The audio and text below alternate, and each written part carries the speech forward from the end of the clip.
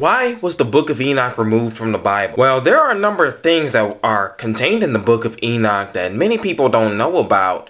And what another thing most don't know is that the book of Enoch was originally part of the early believers. Like, it was part of the original scrolls and text that the early so-called Christian believers, we call them Messianics though, what they believed back in those times. So the ancient Israelites were definitely very familiar with the book of Enoch. Problem is this though, the Council of Nicaea and the people who were translating the Bible and taking books out and whatnot, who took out the Apocrypha, who took out the book of Jasher, the book of Jubilee, the book of Enoch, and they were even considering taking out the book of Revelation at one time. And they took out the book of Enoch because of the fact that it contains a lot of biblical prophecy concerning the fallen angels, concerning the end times, and the judgment that's going to fall on the wicked during the end times. But also because of the fact that the book of Enoch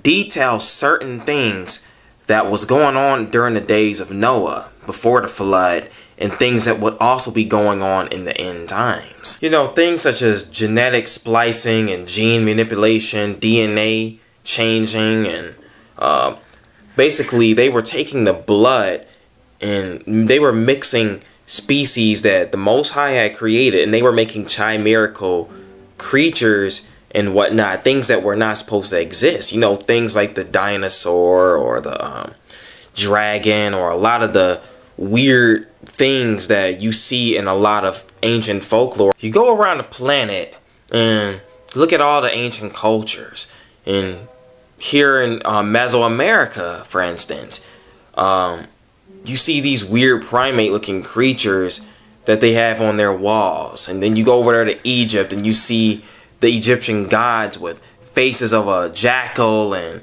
the body of a man, and or the face of a cat, and all this wicked stuff. You go over there to Hindu culture and you see the face of an elephant and two faces, 4 arms, Kali, the goddess with 4 arms. Then you go over there to China and you see all these gods look kind of like pigs, honestly. They got like these really, really long, floppy, flabby ears, and they just look really, really wicked and creepy. Like something that wasn't originally supposed to be here. It's like, where does all this folklore of these different beings come from? I'll tell you exactly where it comes from. It comes from the fact that, like I said, in ancient times, the angels did a lot of genetic splicing and everything. And the Most High had to kill off everything that existed during that time, save for Noah and his family, because of the stuff that the fact that it was a lot of wickedness, and the fact that they were mixing these gene pools. You take a spider and you mix it with something like a crocodile, and you get like some freak of nature that wasn't supposed to exist. You know, its thought patterns are messed up. It's a hybrid creature, and it doesn't know what to feel or how to think. And so it's responding and acting like it's crazy. That's because it wasn't supposed to be here in the first place. So there's a scripture in the book of Enoch. I don't remember exactly where it is, but you can look it up yourself. But it basically talks about how the all the Nephilim seeds and all of the things that the fallen angels created by genetic splicing and whatnot, that upon death, their spirits will roam the earth. That's what it says in the book of Enoch. Those are all the demonoid hybrid spirits that people run into from time to time. That's what those are. That's where demons come from. It comes from the fact that a higher intelligence, what some would call aliens, but what I personally refer to as fallen angels, because of what the Bible and other external biblical text that was removed from the Bible have revealed to me. Matter of fact, I believe it's Jubilee chapter 10, but it talks about how after the flood, that the demon spirits that were once on the earth that were killed by the flood, they were attacking Noah's family and appearing to them and scaring them and whatnot. And so Noah, he prayed to the Most High, and he pleaded with him that he would send all the demon spirits to hell. And then Satan came forth and said, hold up, y'all, listen, okay? Now, you told me that I would have this amount of time on the earth and that I would be able to do my bidding here on the planet and whatnot. And I'm just paraphrasing, but he basically said, I'm going to need at least 1/10 of these evil spirits that are on the earth right now so that I can fulfill what I was called to do in the earth, in which that is to bring punishment on those who disobey your law. And so the Most High allowed 1/10 of the evil spirits that were created during the time of Noah to exist on the earth, while sending the other 9/10 to the lake of fire. And so you look at all the evil that's going on in the world today. You look at all the evil that we have seen in other cultures and other religions, and the demon spirits that every single religion on the face of this planet seems to have an account of. And you can see a common theme that these spirits came from somewhere.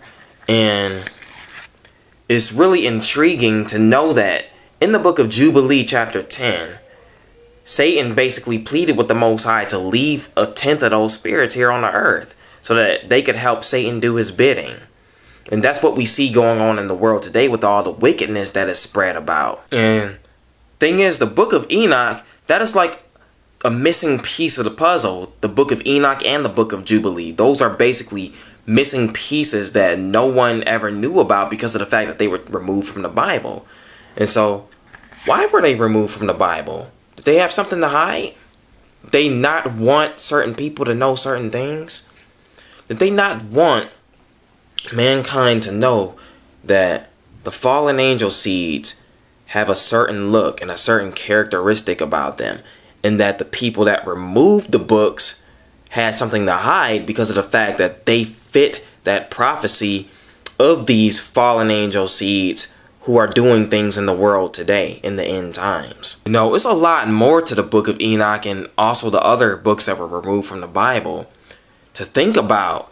And so I highly suggest that anybody watching this video right now, that you go out and you get yourself a book of Enoch, you get yourself the Apocrypha and all the missing books of the Bible, and they will tie up some loose ends and stories that seem like they weren't fully covered in the Bible. Like, where did Enoch go? Enoch was mentioned in the book of Genesis, but it also says that that his dwelling place was with the angels and that he went to be with the Father in heaven and whatnot, and that's the last we hear of him. What was Enoch doing? What was his calling? Why was he mentioned so briefly in Genesis and then we don't hear nothing else about him?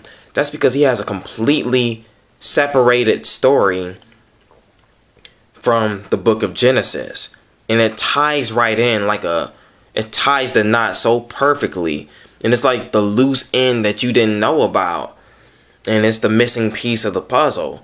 And that's why I highly suggest that you all look into those books. They were removed from the Bible by wicked people who had ill intentions. I mean, come on now, don't tell me that the Roman Catholic Church was the final authority on what should be in the Bible and what shouldn't be in the Bible. They are not the final authority. They were child molesting pedophiles who were going around killing people and carrying out mass genocide and slitting people's throat and torturing them and basically fulfilling the prophecy in the Bible that basically describes Satan as someone who steals, kills, and destroys. So I don't think the Most High was the one that put it on their heart to remove anything from the Bible.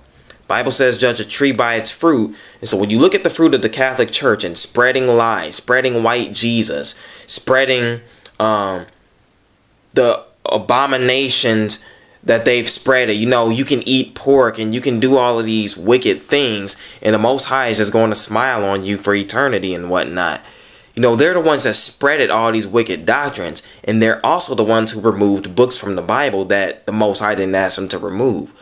So I suggest you all do some deep thinking and do some research and think for yourself, and don't allow the Christian church to think for you. They removed these books out of the Bible for a reason, and it was a sinister reason.